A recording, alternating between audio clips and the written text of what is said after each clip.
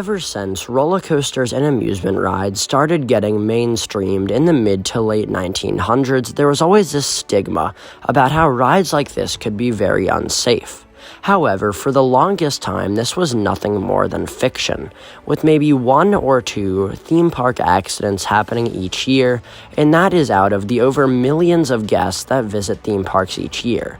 Most of the time, these accidents were very minor, and most of them didn't even result in hospitalizations. However, it seems that in the 2021 theme park season, that rumor of amusement rides being unsafe has just gotten a little too real. This year has resulted in the most theme park incidents out of any year in modern history, at least from what I can remember. And unfortunately, the most recent and hopefully last theme park tragedy to happen this year resulted in the death of a 6-year-old girl. I'm sure almost all of you guys know what I'm talking about, but let's just go over to Glenwood Caverns Adventure Park in Glenwood Springs, Colorado, to talk about one of the worst incidents in amusement park history.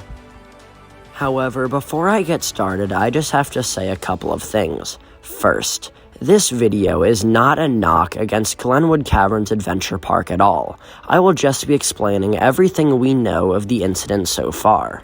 Second, every single ride and attraction at the Glenwood Caverns Adventure Park is safe. Their maintenance team diligently works every single morning to make sure every ride is safe and enjoyable.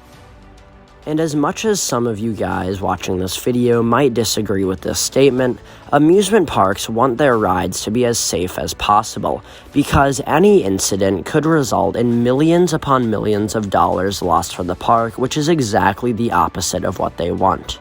But now let's get into the video. Although what I'm about to say next has not been fully confirmed by the park, it is what's generally believed, and what the news outlets have reported on. At about mid-evening on Sunday, September 5th, a 6-year-old girl and her family on vacation from Colorado Springs went in line for the Haunted Mine Drop ride. For those of you who don't know too much about the attraction, let's just take a quick look at the history of the Haunted Mine Drop. Opening in 2017, built by the Soaring Eagle Company, this ride would be a thrilling and extreme drop tower. However, unlike most other drop towers that slowly lift you to the top and then drop you all the way back down, this one pretty much does the exact opposite. You board this ride at ground level, which is actually the very top of its tower. You buckle your seatbelt, the floor lowers out from under you, and then you drop 110 feet inside of the mountain that the park is perched on. You then get brought back up where you exit the ride. And even though many people say that it was extremely unsafe to design a drop tower that uses just seatbelts, and even I can admit it's definitely a questionable design choice, it was there to make the ride more extreme and thrilling. And for the 4 years that the Haunted Mine Drop has been operational up until this point, it has been incident-free. And there are other rides of its genre built by the Soaring Eagle Company that also feature just seatbelts, and some that are even way taller and feature longer drops than the Haunted Mine Drop. The height requirement for the Haunted Mine Drop was just 48 inches or 4 feet, which may seem very low for a ride of this genre. However, trust me when I say that there are many other extreme rides in the amusement industry that feature 48 inches or less height requirements. The low height requirement might have contributed to the death of the 6-year-old girl, and that is definitely a tragedy. Almost any loss of life in general is a tragedy, but especially one like this, one that could have been prevented. From all that I know, the girl was above the 48-inch limit, so she was eligible to ride. At the time I'm making this video, we really have no idea what caused this terrible accident.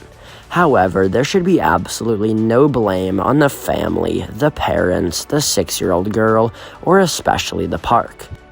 Glenwood Caverns is run by a family, pretty much making this a ma and pop business.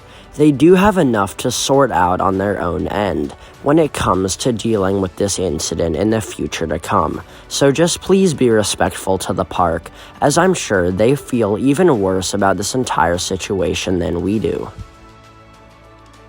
Even though this accident should have never happened, it came at the worst possible time, as Glenwood Caverns next year in 2022 is going to open their biggest single investment yet in the brand new Defiance roller coaster.